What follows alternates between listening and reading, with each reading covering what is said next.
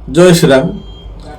कांग्रेस आ अन्य किछि दल माने कहते मुझे विषय कहूँ देशर प्रथम आतंकवादी नाथुराम गोडसे प्रथम आतंकवादी नाथुराम गोडसे।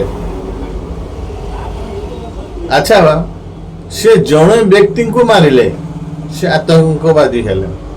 मु आपन को उदाहरण दूची 1947 मसीह महात्मा गांधी भारत जो स्वाधीनता है महात्मा गांधी समय केते जन हिंदू हत्या करा बेंगलोर 2 लाख प्राय हत्या करा आउ पंजाब लक्ष लक्ष लोक गोटे ट्रेन ले गोटे लोक जीवित नथिले ट्रेन सारा रक्त थिला सी हत्यारी हेले सी आतंकवादी हेले।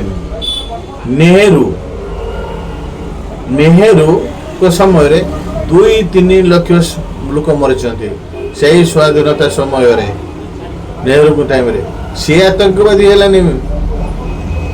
तापर जिन्ना जे पाकिस्तान अलगा करले तांको द्वारा भी बहुत मुस्लिम लोगों 2-3 लाख मुस्लिम लोग मरीचनी सी आतंकवादी हेलेनी।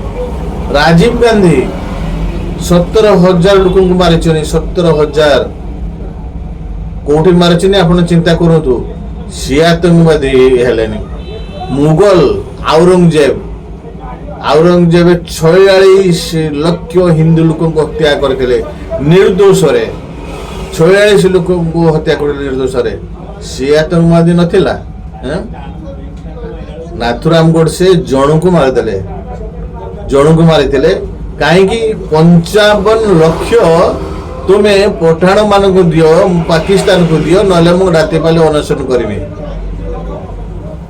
से नाथुराम गोडसे जन को हत्या करते जन को हत्या कले से आतंकवादी एमन जे एते हत्या करते हिंदू मान को जबरदस्त एमन आतंकवादी नुहे।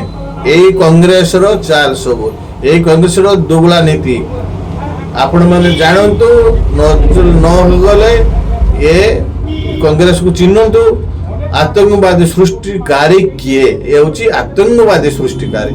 जय श्रीराम।